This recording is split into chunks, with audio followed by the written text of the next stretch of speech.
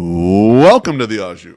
I'm your host, Beefloaf. This show is being powered by From the 108 and FromThe108.com, where you can get all of our content top to bottom, blogs, podcasts, and videos, including the world-famous Sunday Soak, which we did yesterday. You can also get all of our merch there as well, including infamous Wave Sucks and hashtag 108ing Garbs.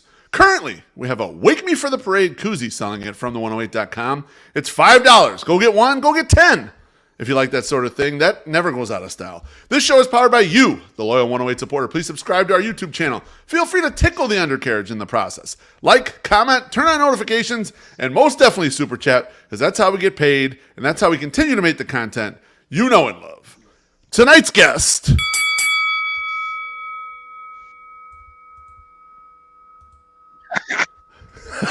He's an OG at Sports Mockery and at making online sports content in general, especially here in Chicago. He's currently the host of the Pinwheels and Ivies podcast, which live streams weekly at 8 p.m. Central Time on Wednesday nights, where they cover White Sox, Cubs, and sometimes NASCAR. Oh, yeah. Matt Zawaski, welcome back to the Au Jus. How you doing, my friend? What's up, buddy? Going into the 6-year ago LinkedIn picture. I love it. Let me pull that back up, because when I found this, I'm like, that looks like a professional headshot right there. Like the way it's set up. I've only gotten one in my entire life, which is currently on my LinkedIn profile. That looks like professional. Is that it? So what happened was we had a dude in marketing who definitely doesn't work for us anymore, but he was like, I remember that dude because he was like 6'7", and he's like, "Hey man, I'm trying to get into like the professional headshot racket." And I was like, "All right, what do you want to do?" He's like, "Well, we got the thing. We were in Greektown at the time, and we had a rooftop." And he's like, "Let's go up there so you can have the skyline as your background." I'm like, "Well, I'm not taking my hat off." And he's like, "Okay, that's fine." I'm sure, dude. Rip it. Yep. The hat is professional shot. It looks great though. I mean, it's a very nice beard. photo. The beard. That was like the like end of the beginning of the beard, so it's a little clunky. We've moved on to a professional barber since then, so it's good. The grooming is upgraded since 6 years ago when that picture was taken. Since the paychecks have upgraded, yes. And they're already coming at me. Taco Gladiator, Jared's it's all me. Late loaf. You know what? We were laughing about something, and that's why we didn't get on right at the exact minute. Sorry, so apologies. We hang out and we wanted to talk a little bit, so appreciate you for that. A little Yumper, thank you. He says, I'm donating on behalf of MSS because he can't find the button. Salute. MSS so fucking cheap. Thank you, Yum. Appreciate you. Oh, man. And yes, I'm drinking Dr. Pepper. I quit drinking during the week, dude. I'm down 20 pounds. Holy shit, man. I need to do that myself. I'm so tired after these long weekends at the ballpark. Yeah. People don't realize, like, they go to the park and tie one on, and then they're in bed for 2 days. The 108ers do this all the time. Friday, Saturday, Sunday. We're going to do a hot tub show and all this shit. But we're getting old. I mean, we're in our mid-40s. It's like, fuck, this is a lot on us. So, I tried to reel it in on Friday a little bit. Yep. I'm like, I'm good. We got a quick turnaround Monday. It's like noon. Treasy and I are out on my deck. Let's have one or two, and we'll head over. And I got a text from Dave Williams, and he says, "Hey, boys, why don't you meet me at Cork?" And next thing you know, we got 3 shots in us, and we're all that. And it's like, man, this is just never ending, man. So I need to get on your case here and not drink during the week. It's no during the week, and it's been like 5-6 months of doing it. I mean, obviously special occasions, but around 20, 25 pounds, feel great. Wake up, that's work, beautiful. Wake up for the kid. Yeah, I mean, fuck, Dr. Pepper crew and the Hills crew. That's right. Cheers, Jackie. I mean, I love Dr. Pepper. We got zero sugar cherry. Is what we're going with tonight. It's my go-to. That's a good shit right there. I love the zero sugar versions of these as opposed to Never thought I would. I was always a diet. I like diet too, but the zero sugar are much better than a diet. They're right in the middle of the diet and the regular from a taste profile, which makes me really like them. 12-year-olds always calling me a pussy, but it's what it is, man. I'm drinking zero sugar right now. Tough shit. Thanks to everyone showing up in the comments. I know this is during the White Sox game. I apologize. It's a rarity that we're doing one during the game. You're not missing anything. Father Zoe, how's Pinwheels and Ivy doing these days? Pinwheels Ivy is doing really good, and thank you for asking. No one ever asked. No one asked, right? I figured I would ask about that. But we're going to talk about it this week, but you idiots have let me do this for 5 years now. Yes. Yeah, it's our 5-year anniversary because I think we talked about it off air. I started out by doing the 312 podcast, and we did that for about 2 years, and then that got ugly quick. We won't need to talk about that. And then out of that train wreck emerged Pinwheels. And at first it was just me and Aldo. and then we had Matt Nuka. I remember that. So I was a guest on that show when it was the three of you, and that was probably the first show I ever guested on because I had written my Sox Machine offseason plan in like the end of 2018 or whatever it was to trade Luis Robert, trade him for Eugenio Suarez and Amir Garrett, and you're like, all right, I'm having you on. Let's talk through this or whatever. And I still get bodied to this day. I see my man Jared Ingersoll in the ballpark. He turns around and he's like, yeah, you'd rather have Suarez than this guy, huh? Like, I still get shit to this day about that stuff. But it was great. I mean, that was such a bang thing too. It was like you wrote it, I read it, I reached out to you right away, like, yo, come on. And you got on, and then here we are 5 years later. We're like good buds. We talk and all this shit. Like, it's funny as hell. But 5 years, dude. And I know you guys are coming up on 4, right? Yeah. So for the podcast, I got to think. I think we have 4 full right now. I think 4 will be like November, or 5 will be November for us with just the podcast. The blog is on year 7. We started in March of 16. So yeah. It's a long time. I mean, you look back. I was thinking out the other day we were doing a Sunday soak. I'm like, am I still going to be doing a Sunday soak when I'm 50? Like, I'm turning 45 next month. Like, I was like, I've been doing this for 5 years. Am I going to be doing this when I'm like 50 years old? Like, am I going to be mad online about a shitty baseball team in 10 more years? Like, and the answer is probably. Yeah. If people keep listening, I guess we'll keep doing it. There'll be like 50 different platforms we could do it on. But yeah, it's. Baloney, you don't gotta call me out like that, bro. Baloney says, so I was a liar, so I'm stumbling down the block last week. Hashtag Hills Gang. Hills Gang is strong, man. Hills Gang is strong. I love it, dude. It's really so your man K-Fids is saying when he was able to leech his way into the show. You wanna go down that path a little bit? Tell us when that started happening. That's fine. So we had a guy who wrote about football for us, who is friends with K-Fids. Okay. And K-Fids came into town, and he went out with one of the co-owners. Now, I didn't go out that night, but one of the co-owners went out with him. Okay. Who's my good buddy. And the next day, my boy's like, yo, this dude, he coached Chris Bryant. He's from Vegas. He's fucking nuts, man. He fell asleep on the L. He was hammered. He's just going balls to the wall the whole time. He's crazy. And I'm like, well, sounds like my kind of guy. And then, a couple of weeks went on, and I started talking to Fids, and then the winter meetings were in Vegas. Okay. Fids like, dude, I can get past this. I'm like, okay, let's go. And it just kind of all worked out where he did those winter meetings, and there was like instant, we fed off each other really well. And then Nuke apparently doesn't have cable because he kept popping kids out. And, and Nuke was like, yo, I got to not do this. I don't got time to do this shit. And I was like, Fids, you're up. And so perfect timing, right? Yeah. So Fizz came on, and then things went on, and then the emergence of the big bully, NASCAR Mitch. He took over head White Sox writing duties for Sports Mockery, and I talked to the 2 other owners with me, and I was just like, hey, I think it'd be really good if we just did a segment. Mitch was only supposed to get a fucking segment, and now he's my goddamn co-star. He's the 108 darling he was only supposed to get 5 minutes a show, and now he's all over the goddamn place.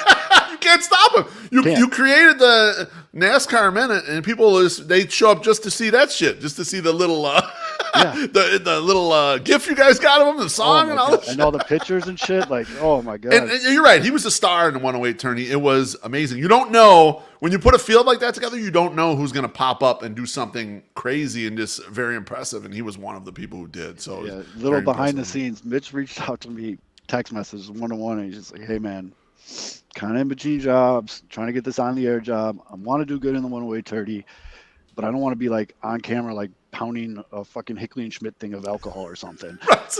And I just wrote back to him. I was like, and I think it was one of the first things me and you talked about. And you explained to me what you thought 108ing was. This was 5 years ago, whatever. Yeah. And you told me it's not just all drinking. It's a lifestyle. Right. It's laid back. It's doing what you want to do. And I've always kind of held that mentality. It was a great talk. It was one of those things you never know, and it stuck with me. But I told Mitch, I go, it's not all about drinking. Actually, you'll stand out if you don't drink. If you don't. Yeah, exactly. Just get creative with it. And he did a really good job, and the rest is history now. And now he's a big bully, and he tells me who to bet, and it fucking sucks.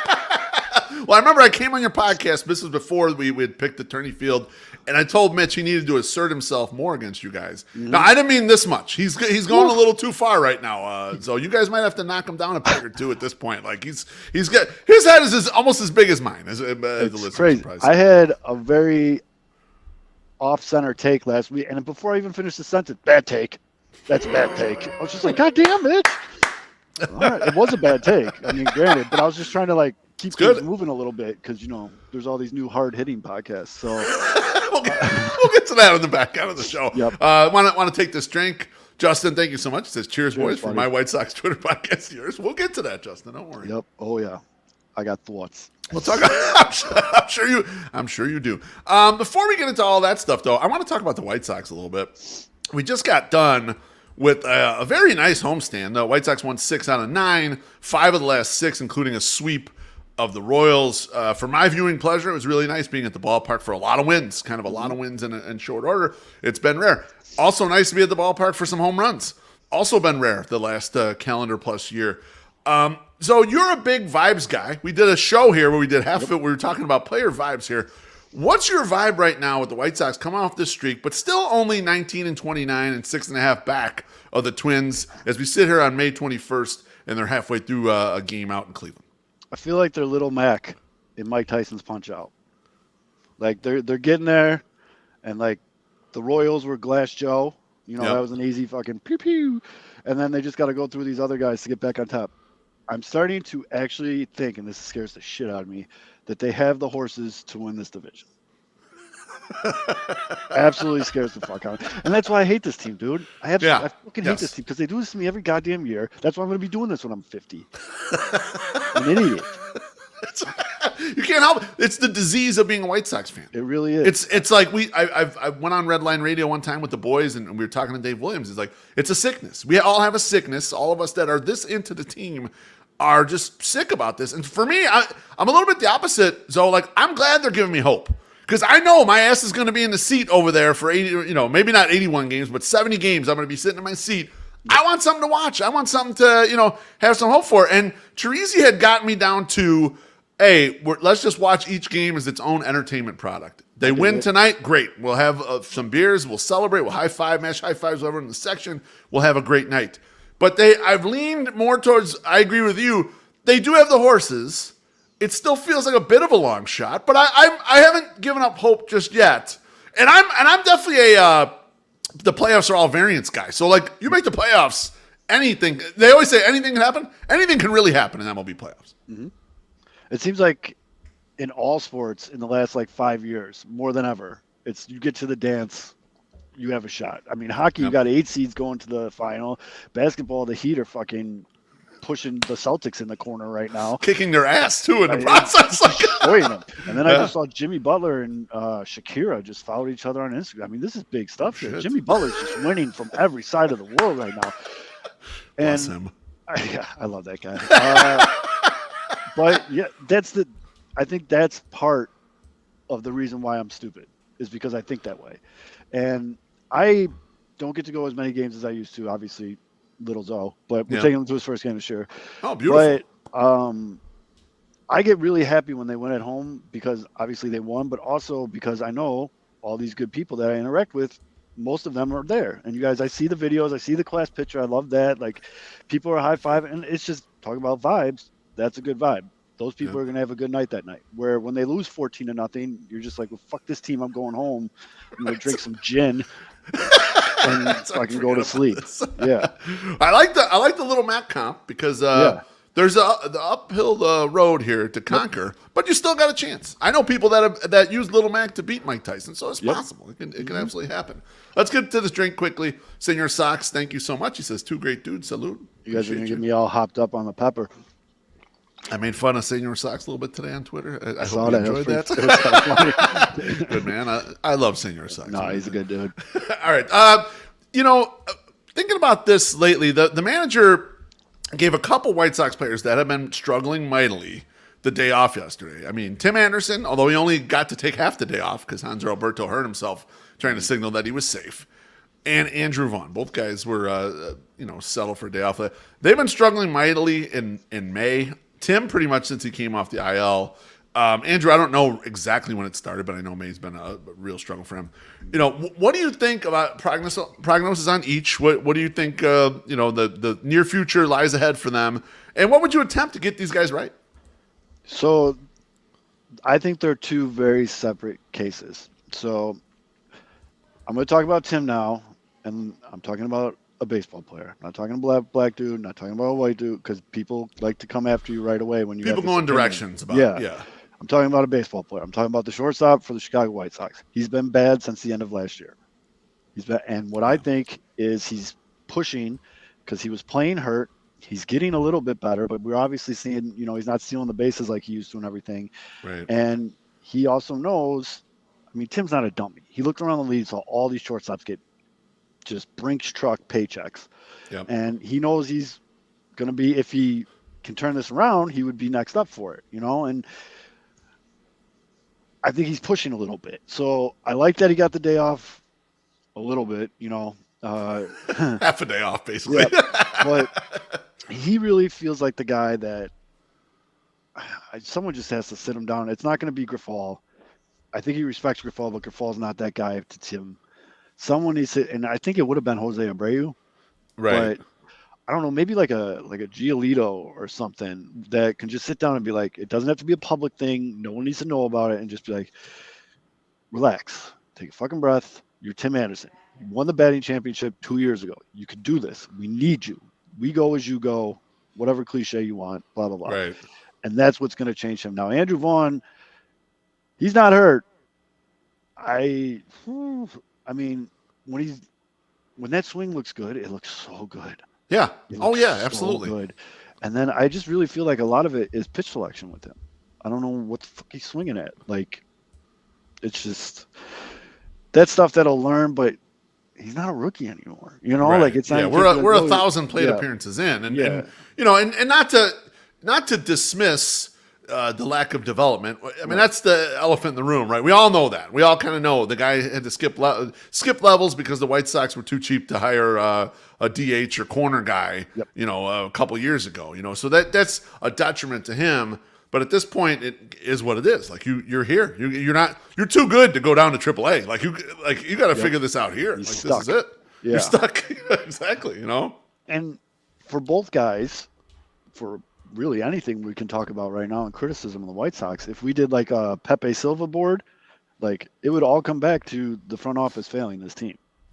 You could give Tim a week off if you had a viable option at shortstop. You can give Andrew more time in AAA when he was developing if you had an outfielder, because that still blows my mind. But it's ridiculous at the time. It's still so ridiculous. You force your first round pick through the system to make him play a position he's never played. Like when you say it out loud, you hear it, right? It's so stupid. And I mean, that all comes down to the front office failing this team. And I really, in my heart of heart, think this might be the straw that breaks the camel's back if this team finishes third in this division. I think Teflon Han is actually going to get got. Yeah, I could see it. Yeah, I mean, especially after spending the amount of money he spent. Yep. It's kind of like he crossed the line on some Jerry sins here, and so if it doesn't turn into something, you could definitely see the potential there. Yep. And he got his guys. He got Benintendi. He got all these. These are Han's guys. Yeah, finally. That's right. He finally got his guys. Right. He got his people. Here we are, and we're looking at what it is. It's interesting you bring up about Tim. It's something Treasy and I were talking about recently. With we felt like Luis Robert early in the year. We felt it was more like burnout and less like he's checking out. It was more like almost a mental thing. We all experience it at work from time to time. When you're you're burnt. You're like, I can't look at this shit anymore. I need to get and Luis got a day, 2 days, or whatever. And he seemed to like flip the switch and come right back from it. I think Tim maybe has a little bit of that too. And he has the extra pressure, like you're mentioning, Zoe, of like, he's been anointed the leader. Like he's the guy, like they always say it, as he goes, the team goes. Like that is extra pressure on top of being hurt, on top of having not been good. But one thing that dawned on me the other day, and I haven't really mentioned it on the mics yet, and I just want to throw it to you and see what you think about this. Tim's skill set is a unique one. And it requires a high level of athleticism and a high level of skill to execute what he does, okay? Yes. No one else, I mean, like, there's like 5 guys in the majors who can play the game like he plays it and succeed. Everyone else, those guys never make the majors. They're quad A guys, whatever. He has just enough of everything to kind of get it done. I wonder if his poor second half and then him going to drive line was a signal that he is a little bit worried about a regression of athleticism or skills here, because it seemed like an outside the box thing. Like when it was happening at the time, you thought, oh, Tim's just trying to better himself. Maybe he'll add some power to the profile or whatever. And then even before he got hurt, it wasn't like he was banging balls everywhere. You know, I mean, the injury surely is bothering him, and you could tell just from him not being able to run. But I wonder how much is just, you know, it's tough to maintain doing what he does. Yep. I know, because his game, like you said, is a very athletic one. He loves to do the jump throws. He loves to do the cha-na-na plays, I like to call them. You know, the ESPN highlight plays, for those of you that are under 35. That's the noise ESPN used to make when they did highlights. Way back in the day. Cha-na-na plays. But and then his game when he won the batting championship was right center. Yep. Single, double, right center, right center. And then he goes to Driveline this offseason, and he puts that video up on Instagram and all this other shit, and he's pulling balls, and, you know, there's talk of more power. And then Abreu leaves, and every show, all 2052 White Sox podcasts said, this is Tim's team now. Tim's team now. And, I mean, I know Tim doesn't listen to Pinwheels and Ivy. I mean, whatever, but somehow that got back to him. I guarantee it. I mean, that was in national media. Yeah, he was out.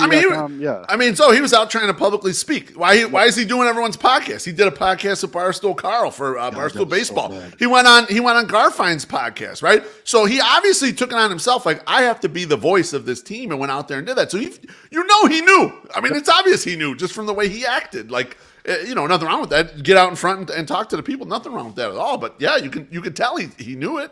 That interview with Carl was one of the most brutal interviews. Carl, I felt so bad for Carl. You could feel like Carl was just like trying to cling on to any little thing Tim would give him. And Tim was just, I listened in my car, I almost like pulled over to be like, what the fuck was that? Like, that was terrible. I messaged Aldo right away. I was like, listen to this. You're going to laugh. And Aldo came back. He's like, that was horrible. Like, it was bad. But Ian, my guy Ian, I agree with you.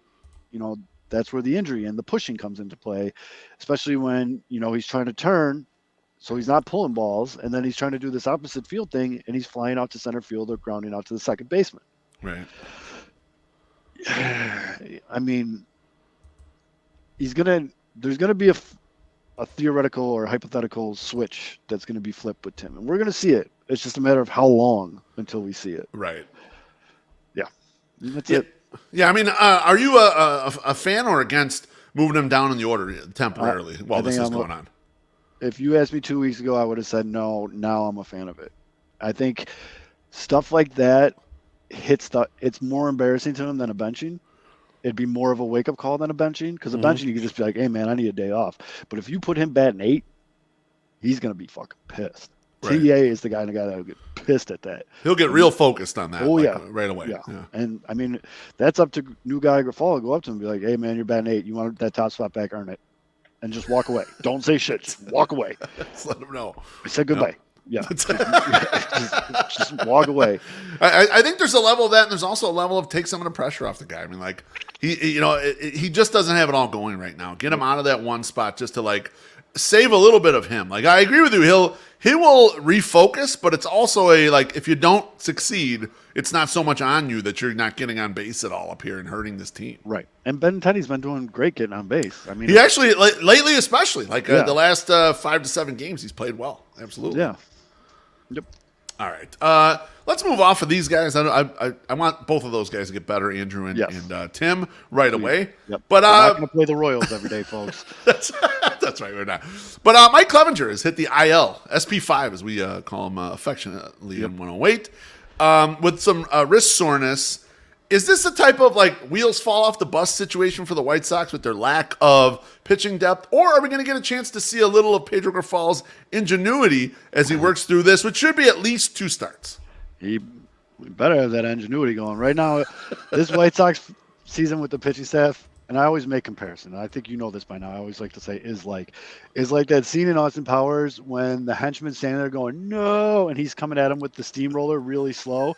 Yes. We White Sox fan are the henchman going, no, and the pitching depth is that steamroller. Like, we knew it was coming. We knew this was going to be a thing. They all were, and they're starting to click, though. The last 6 games, the last calendar week or whatever, the both the starting and the relievers have been pitching really, really well. But someone was going to get hurt, and then it didn't help that Davis Martin, he's on the shelf for the year. Tommy John. So now you get what you get tonight. The Jimmy Lambert opener, which is still kind of weird to me, and into the dude they called up from AAA and Jesse Schultens.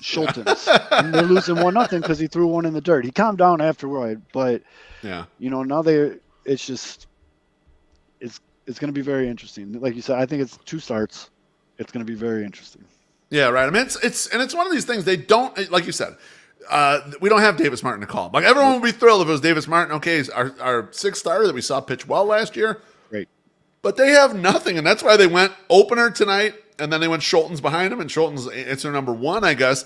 I mean, I was even like a couple days ago before he got lit up recently in his last 2 starts in Double-A. I was telling the fellas, man, just bring Christian Mena up.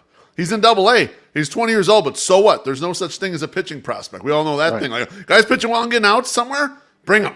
We need him, and we're desperate. And like, this roster is desperate like that. Here's what I don't want. So, I do not want to see Madison Bumgarner in a White Sox uniform. Okay, I don't care how bad it gets. I don't want to see that. I just can't look at that.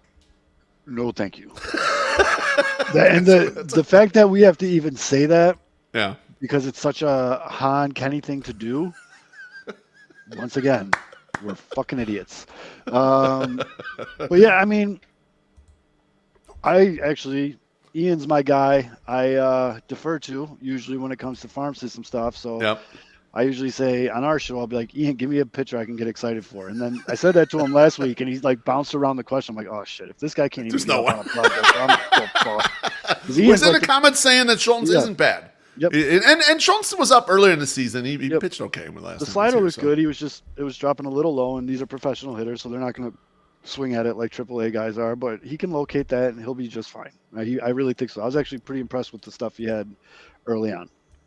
Yeah, absolutely. So, assuming we don't get any other chaos, we should hopefully make it through these 15 days nice and easy with opener plus Schultens. Yeah, we all know the White Sox are super lucky when it comes to health, so nothing should happen at all.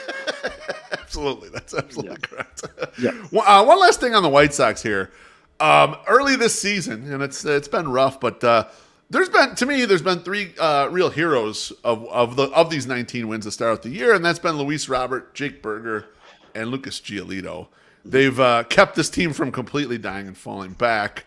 As the calendar turns over, who do you think is going to be the stars of the next stanza of the White Sox season here? Who's going to hold this up? We both believe they have enough talent to still compete. Mm-hmm. So by the time we get to the All-Star break, who's the guys from this period now till then that's going to be doing the work for us? So it's kind of funny because just like the TA Andrew Vaughn question, I feel like this is 3 completely separate scenarios too. I mean, the easy one right off the bat, Lucas pitching for a contract. Yeah. You know what I mean? He's pitching. Yeah. I don't even think the White Sox can afford him. So he's pitching for whoever he's going to play for next year. Yep. And he started out shaky. You know, the White Sox have this weird thing with the first inning, and Fids will tell you that's the pitching coach's fault, but I hear about it a lot. I love you, Fids. But he's definitely turned his stuff around, and, you know, he's looking really, really good. Where then you have Luis Robert, who I think he's playing to emerge as a superstar in Major League Baseball. Right. He loves his TikTok. He loves his flash. He wants to be in commercials. Sure. He's an Adidas athlete. He wants all the endorsements. He wants to be that guy. And he's in Chicago, and he's starting to learn English. Cashing kid. And I mean, so I play a lot of MLB The Show video game, and every year or every month they have a player of the month. It's called the Lightning card. It's like a super big deal because it's 99 across the board. I really think Luis Robert's going to get it this month, and that makes me excited because I'm a nerd, and I'm like, fuck yeah, I'm going to get this card. Your guy. I never thought in a million years it'd be a White Sox player this season. Like last month it was Matt Chapman. I just hit bombs with him. But anyways, and then Jake Berger, now you have the case of where do I fit? Because we saw earlier today on Monday that Eloy is going to start his rehab stint. Thank God he's doing a rehab stint. Oh my God. But thank God they decided to do the rehab. I was very nervous Yes. that they were just going to be like, all right, Eli, get back out there, kid, like they did earlier this year, and that was brutal. It was huge. It was horrible. For the time he would have been in the rehab stint, he was horrendous, and then he finally caught up. Like, don't put that on us again. Right. So I'm glad they're doing that right, and I'm glad to see they actually do learn lessons occasionally. But so Eloy comes back. What do you do with Jake Berger? And this is where Mitch yelled at me when I was like, hey, maybe we should try Jake at second. Can't be any worse. Terrible take. Oh, it's horrible. Oh. I really still don't think it's that bad. Yes, he might fuck up a little bit in the fielding, but look at Elvis and Romy and all these guys. Any war, B war, F war, whatever war, it's all through the toilet. Can it get worse? I mean, I'm more worried about the injury risk you're putting on him just for this. And I think Aldo brought that up. That's like, super fair. That's the part that is most scary for me. You know, and also I think without the ability to shift anymore, you can't shift. It's tough to like put that. Yeah. You could hide, Dan Ugla over there or whatever, who was a bad defender who hit bombs. Like I think eventually what happens here with the White Sox with this crew is that they just shuffle days off. I think they'll just rest guys a little more, have a good bat on the bench that's coming through kind of later in the games. But I thoroughly look forward to White Sox Twitter every time Jake Berger's not in the lineup. It's going to be a lot of original thoughts. So who's going to carry this team over this next section? I think Luis stays the course. Okay. And yes, to Vo's point, I fucking love Dan Ugla. I will not stand any Dan Ugla slander. He's a poor defender. I like the bat as well. He was a little white dude with big ass, and he just hit bombs. And those cool ass Marlins old school. Oh, he was awesome. I think Luis stays the course. I don't think this is a flash in the pan for him. I really feel like he's putting it together, and the biggest thing with him is he's seeing the ball. He's seeing the ball. He's spitting on pitches low and away. For the most part. The key. Mostly. But you're right. That's a huge key for him, right? Just lay off that pitch. Yes. But it seems like he's seen it. The nice thing too about Lewis is when he had the absolute dog shit April, like he was bad. I mean, that's why his average is still under 300. Like it was bad. The Gold Glove defense was still there. Yep. And that's kind of one of the things where I'm worried with Tim. It's not just he's not playing good defense while he's not hitting. But anyways, I think Luis stays the course. I think Giolito keeps pitching for the contract. I think Michael Kopach, sure, unlocked a new level. Like he leveled up. Fingers crossed. Yes. Fingers crossed. Well, he had 7 days rest, but he can keep 99 up at the top of the zone. I mean, ain't no one hitting him. And I will give him a lot of credit because I'm a big fan of when people are self-aware. In his post-game interview, you guys were all at the game. In the post-game interview, he goes, "Yeah, I had a great start around this time last year, and then I went to shit. So I got to figure out how to keep going." I was like, "Yes, respect, yes, Michael." I read a really good article in the Athletic about Dylan Cease, how his curveball doesn't have the movement, but that's something you can fix. And I feel like Dylan's cerebral enough, and him and Katz have that relationship. So basically, long story short, I think the pitching staff stays at an upper level. Comes and carries this thing, pushes this thing forward. Because even your boy Lance Lynn has had 2 good starts in a row. I was apprehensive after the Cleveland start. Me too. But then he went out against Kansas City, who killed him in KC. He gave up the early homer. Okay, I was like, uh-oh. But then he settled down and locked it down after that. So yep, a big Lance Lynn guy. Everybody knows that. 30 rack scales because of him. And I was very happy to see it. I wish he didn't give up a home run every goddamn game. Like, just stop doing that. Yes. He does it every game. Every game. They hit missiles off him. His last game, he gave up the home run, and everyone's freaking out on Twitter. I'm like, oh, now he's going to cruise. We're good. And he did. That's just what he does every time. Yeah, that was totally a Polak pronunciation. Put that up there real quick for you. Super fair. Super fair. Double back on what you said about Cease. Good friend of the 108 podcast, Rick Giolito, reached out to me. He had read an article that I wrote about Lucas. He really liked it. And he said, about Dylan Cease, he said he doesn't have confidence in the slider. He goes, once he gets that lined up again, then he's going to start killing. And so, I mean, it looks like it. I mean, I could see what he's saying. He just can't get that thing going the right way. And so there is big upside. Dylan Cease gets that together. Can you imagine having statistically the nastiest pitch in baseball and then coming back next year and thinking, like, I don't know if this is going to work? Dude, you're better than Ohtani, better than Garrett Cole, better than any pitch in baseball last year. Your slider, number one. They showed it on a million graphics preseason. How do you not think that's going to work? Right. Come on, man. Let's go. I also think, I guess to this point, I also think that the bullpen continues to cruise. I think Garrett Crochet is going to be a serious piece. Like, we're seeing him come back, and he's going to ramp up. You know, he's not going to come out from 102 and dotting corners, but he's going to ramp up. Obviously, the best story in baseball right now, we're going to get Liam Hendricks back, and he's got something to prove. And a pissed off Liam with something to prove, no, you're fucked. Sounds nice. And but then you got guys like Joe Kelly, Graverman. Oh my God, has Joe Kelly been dominating? He looks ridiculous every time he takes the ball. Yeah, exactly. There's money out there in the future. He's getting all that ride on everything, and also what I love is Teresi always mentioned to me, watch the hesitation. He'll hesitate so he can go all the way down to 1 second on the pitch clock, throw it.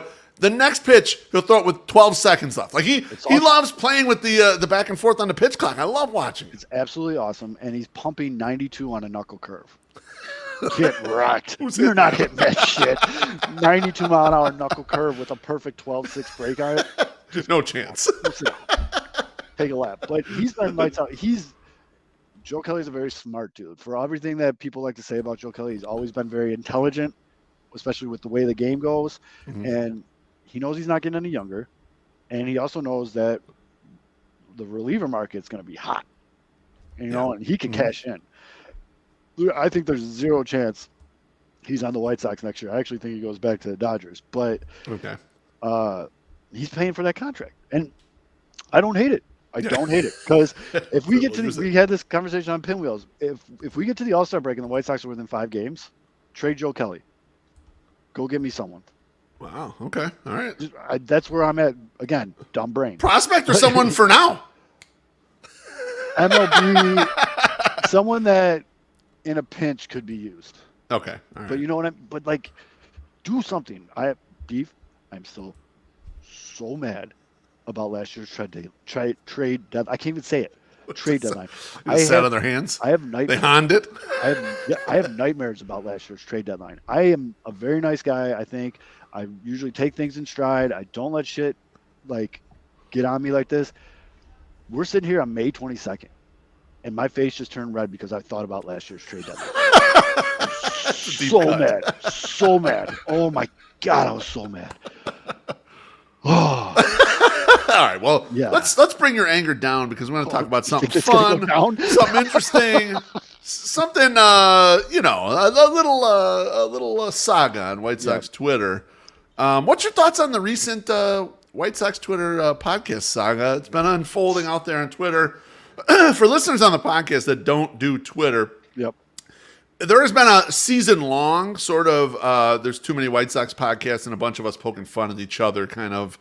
Us who have been doing it for a long time, poking fun at ourselves and each other. More recently, there has been some additional stuff that's going on there, just discussions about specifics. Dare I say that there might be diehard 108 fans who are saying what they're saying. So I'll give you the floor. I'm not gonna really name names, but the people that are listening to this are gonna know exactly who the fuck I'm talking about. So it really doesn't matter. If you want to start a White Sox podcast, by all means, grab a fucking microphone and go. Now, there's a lot that comes with it. If you don't want to just scream at a wall, you have to find an angle that's unique. Good luck, because there's, like you said, 1,000 podcasts. You have to be intelligent with it. You can't just go on there and say, White Sox bad, I'm mad. That's my bit, first of all. And second of all, how dare you can't do that shit. You have to find a unique angle. And also, what people in my 11 years now running Sports Mockery, I can't tell you the number of people throughout the years that have come to us. I want to write about the Bears. I want to write about this. I love Chicago sports. I'm going to do all this shit. 3 weeks later, bro, where's your article?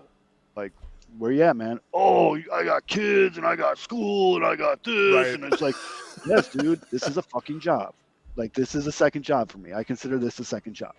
Yep. I get paid to do this. This is my second job. Is that my laundry machine or yours? That's mine. Same jingle. It's a job, though, and that's with the podcast. You have to show up every week. And if you can't show up every week, you're dead. You're dead. Yeah. I mean, obviously, we have 4 people on our show. So if someone needs to leave for a week or whatever, we're covered with the 3, or we get a guest. Right. So you're dead. 2, or I don't even know what number I'm on. C, you have to be active on Twitter. Like, you have to interact with your fans. That's one of the things. I am not a jealous person at all, but I'm not even jealous. Let's just say I absolutely love it because I love you guys. What I absolutely love is the fact that the 108 is out with the people every home game. But that's great, though. That's what we do. Now, that's why you have such a loyal following, because everyone that listens to your show, comments, Twitter interactions, everything, they consider you their friend. And for the most part, I know you are. You're a real friendly guy. They can come down and tell me "fuck you" or "hey, let's hug," and both work. They absolutely can come through. Exactly, but that is why, and that's one thing that Barstool's always done so well. You read the comments on any Barstool thing, these people think they're Big Cat's biggest fan. He wouldn't piss on you if you were on fire. They think they're his best friend. Oh, Big Cat, I saw this. I'm going to tag this. Like the snitch tagging and all that shit. Get fucking bent, dude. He's not going to fucking date you, bro. But he does interact enough. Every once in a while. So you see him do that. And it's funny you mentioned the Barstool guys because I just met them at Cork and Carry. Yeah, I was surprised for drinks before the game. Outside of Chicago. And Eddie was there too. But people were coming up and like... and Teresa even like the guy handed them a phone. Hey, can you take a picture of me with, take a picture of me with Eddie and Dave? And they always do that. I remember going to a Barstool at the park a million years ago, maybe 2017 or whatever. And White Sox Dave made time for every single fucking person that wanted to talk to him. And it was so impressive to me that it was like, this dude is like, I will talk to all of you. I will come here, like come up and get in my face a little bit. You're totally right about that, about engaging for sure. And so that's one of the things that always made me mad. I understand who Dave works for. I get it. And I get the whole cloud that comes with. Dave is a real good dude. And I think when you have him on your show and people protest is the word, sure. Your tweet's going to change the world. But That's true. I think that shows he gets to show his real side. And the fact that he takes pictures with everybody. The first time I met Dave was at a 108 night thing at Reggie's. Yeah. He didn't know me from Jesus Christ. We talked for an hour and a half. And now the next time I saw him, he's like, "What's up, Zoe?" And I'm like, "Oh, shit. What's up, Dave?" Like, it's just, He's a good dude. I get it. Don't hate him. Hate his employer. Separate the two. That's right. Separate the art from the, right. But that's the thing, though. And that's why the 108 is so good. And that's why I love this platform. Thank you. Shout out to StreamYard, because during your show, you get to read these comments. Right. And you get to interact with people. It makes people feel like they're part of the show. Which they are, actually. Yeah. they're pretty much a big part, at least I mean, I know you guys do it that way and we do it that way. We kind of I don't want to say we copied off you, but we kind of did copy off you guys because you were doing live streams before us, before StreamYard. You guys had the live stream situation before. We started on fucking Skype. Our first live streams were on Skype. We used to have to mute it and record our audio on a separate app and then send that to Otto. And he had to link it. We looked like the old Bruce Lee movies, like the White Sox suck. It was but it was. I mean, that's what you had to do. Yeah. I mean, that's what you had to do, and it was crazy. And I don't think a lot of these people that are doing these podcasts really know that it takes all that commitment. And the thing that sucks is there's really, really good kids out there and they're kids. They are kids, and good for them, and they're trying to get started. I can't think of the fucking kid's name. God damn it. I try to retweet his shit. He's a really, really good kid. He's from the hills. He does a post-game wrap-up every game, doesn't miss a game. Yeah. He's a really good kid. He works at the Jewel too. I see him every time. He always asks me how my wife and kid. Fuck, I feel like such an asshole. I can't. You get this call back. Don't worry. Yeah, you can tag the. Yeah, he's a great kid. But that's a kid that's putting in the work. Is that who it is? Xavier. Put in the comment? Yes, Xavier. Yes, thank you. He's a great kid, but that's the thing is his name is Xavier Sanchez at Xavier Sanchez. At Xavier _ Sanchez 4. Everyone go follow him. Okay. There you go. Here we go. Fucking awesome kid, man. And he's the one that but that's what I'm talking about. He gets it. He shows up every game, Beef. He's got that's a lot. That's maybe 5 people watching that shit. He don't give a fuck. I run into him in Julie. He's like, "Hey man, what can I be doing better? Can I change my background? Can I do that?" And he listens. I'm like, "Yeah, I got time for you, kid, because you actually fucking try." Now I've had other slapdicks that put together a show and they're like, "Hey, so how do I get 10,000 followers after the second episode?" You don't, you fucktard. You got to fucking work for it. What do you think we all just did it? Like, we're in year 5. We probably didn't have over 100 viewers per show until year 3. It takes. People don't realize how long it takes to get to a. Yeah. You know how long it takes to get a fucking commercial with the White Sox? It takes a long time. All right, these things take a long time to marinate and get going. And I don't think you three realize the magnitude of that. That's why I made sure to DM you guys right away. Like, the White Sox and podcasts have never had a really good relationship. Like, we always got invited to like Sox Fest with credentials, but when we try to ask questions, like Fagan would punch you in the nose or something. But like, we were outsiders. Like, you could take some pictures, you could test some stuff, and it is what it is. But anytime you ask for like credentials or access, they would do that. They would laugh at you. And so to see a White Sox podcast doing a promotional commercial for the Chicago White Sox, to me, in my head, I'm like, holy fuck, look how far we've come. It's like a mama I made it moment. And it couldn't have happened to a better three guys. And I'm dead serious. Bless you. I mean, I'm a one-guy show here in Chicago. Fizz is in Vegas. All those in Arizona. Mitch is, I don't know where the fuck Mitch is now. He's a rambling man. Yeah, but it's just really, really cool to see it. And then you got other people that it's the fan interaction. Sox in the Basement's another one. Those guys are at Cork in the Park all the time, out there with people, talking to people. And then that's why I know it's like a big joke. Like, there's 1,000,001 White Sox podcasts. And I really don't give a shit. Start a podcast. I don't give a fuck. It's not like you're stealing my audience. When we're poking like that on Twitter, it's more fun. We're just having some fun with it. Like, exactly. That's kind of what it is. Now, there is a little bit of a that does kind of strip some audience a little bit and gets less people listening to you. There is a watered down effect to it. So I'm not going to completely ignore that, and everyone who does them realizes this as we see it going along. You see your numbers. Oh, it's slipping. The podcast is just as good, but there's just like a level of there's a lot of it out there. Right, and I do get that, but again, I'm not worried about three slapdicks yelling about fucking Andrew Vaughn for an hour, taking two of my and two of them are probably the guys that watch my show, and now they're not watching my show because they're fucking doing it at the same time we do ours. Use your fucking heads. Right. But then the other thing that you're talking about, I know we only got about 13 minutes. I can fucking riff on this for hours, but keep going. Sox are still losing. So you fucking put the quarter in. I did. This is what I want. This is why I got you here. What are you talking about? So the other thing that you're talking about is, it is a pet peeve of mine. One thing I've said since day one on the show is you're a complete douchebag if you tell people how to fan. Okay? If they want to be a meatball, let them fucking be a meatball. Yep. If they want to be, an intellectual about it and kind of snobby about it, fuck them. Let them. There's an unfollow button. There's a mute button. Right. Fuck them. Just do that. You don't need to gang up on them. Now, some people are complete morons and deserve it. I'm not hiding Cortez. I'm not hiding any of that stuff. Like, some people earned it. Don't get me wrong. But then, there's people that are dedicated fans to your show. Yep. And these are the people that buy your merch, watch your show, interact with you, all this stuff. And then I see other people that I know are friends of yours or dedicated listeners to shows kind of go at them.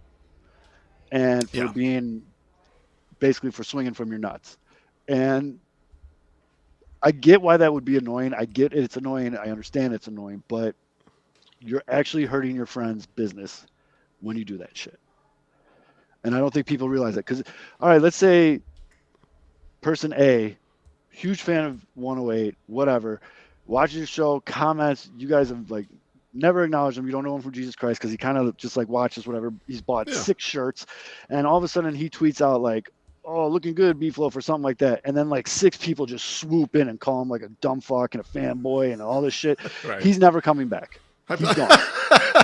Hypothetically, of course, right? Hypothetically, of course. But but you're right about that. But there's also a layer of, I would never tell any of our fans, especially our longtime fans, not to be fucking passionate. And what this exchange looked like to me was some very passionate and old school 108 fans. People who've been fans of us for since good guys too, since forever. Like since no one was listening, and they were ones that were listening. We get this, so we shouldn't hide that we get this a lot from. We'll spread it to each other.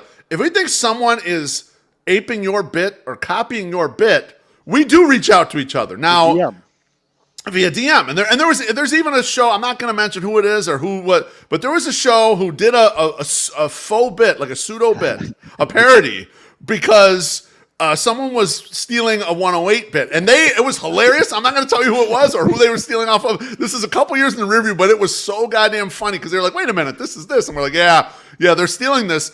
And they went all out and put it on their fucking podcast for 10 minutes. Like, it was ridiculous. That does happen. So I would never tell any 108 fan who thinks, oh, this group is like, a little too close to what you're doing or whatever. That's cool. I get that. However, there is a level of just like, we're all swimming in the same pool. And so when you hear certain things, there's certain things that are going to influence you regardless, Right. So it's not, any of the stuff I did not consider like, it wasn't terrible. Biting anything specific. Like it didn't seem like that to me. That shit does happen, by the way, though. Oh yeah. And the other thing too, though, to the people who may have been like hit by this a little bit, okay. Yeah. I'll give you a little piece of advice. This is from the Beef Up. Treasy actually agrees with this advice too. You're gonna get criticism about what you do. If it's too much, like that, you're getting criticized about some shit. You got to get thicker skin. I remember in the old days of 108, and I'm sure you have a comparable story, but the old days of 108, people like MSS would put our stuff out there in various places, Reddit or wherever. There was a Reddit thread where this guy undressed one of my articles about how stupid I am, how stupid all the things I was in. And like, what you got to do is like take the constructive criticism and use it. In year 1 or year 2, there were so many people saying, oh, these guys are just biting the Barstool bit. They're just trying to be mini Barstool or whatever. And that's not really what we were doing at all. And the Barstool guys didn't think that either. But you know what you got to do? You got to come back, create better content, and show everyone you're not doing that. Like, just come and be yourself there. Oh, I totally agree. Reddit fucking hates podcasts. Put that out this there. is my blog, actually, but still, yes. I got absolutely fucking flamed on Reddit one time, too. I mean, in the early days of the show, at my previous employer, I had someone go out of their way to find my direct number at my desk. Oh my God. I don't even know how they found it. I still to this day don't know how they found it. I picked it up. I answered with my whatever. And like, is this Zoe? I'm like, yeah, what? What? And they're like, Southside Zoe. I go, yeah, who the fuck is this? He's like, you fucking suck. You don't know shit. And he just hung up. Okay, thanks. Yeah, and I sat at my desk and probably laughed for 15 minutes straight. I thought it was one of the funniest things I've ever seen in my life. And then the other thing, though, that I do want to address while we got a couple minutes here, there's like a group of shows that have a very high level of respect for each other. To your point, where if someone thinks that someone is doing something that's an imitation, or someone needs someone on their show or anything, guys, like, this isn't like a big like Royal Rumble. You know what I mean? Like, we're not all out here trying to kill each other. It's extremely cordial. Like, I've actually made some really good buds. Like Beefloaf, I talked to Beefloaf about more shit than just podcasts. That's right. And I mean, like Josh Nelson, we talked to them, all the people at Southside Sox, like all this shit. Like, we're all cool. Like, I get that you're trying to like defend your shit, but like, that's your show, which we love. Don't take that the wrong way. We absolutely love the passion that you love the show. But you don't have to be like, because it's really not that serious. But I mean, I love it. I love doing it. I'm probably gonna be doing it till in my 50s because I'm dumb and you got nothing better to do. Yeah, and this stupid fucking team keeps giving me hope. So let me pick your brain real quick on a couple things.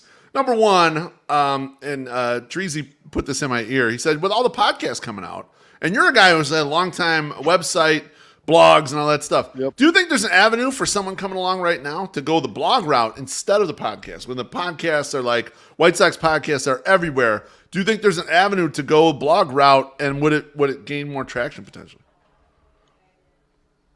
No, because we live in a day and age where people need visual stimulation. Like, people want to see the people behind the article. Now, we have, 40 some writers at Sports Mockery. You've probably seen 5 of them. There's some people that are just like, I'm not getting on the camera. Right. Cool. That's how you can make it work. But there is room for everybody. I mean, I think they're like 2 years old.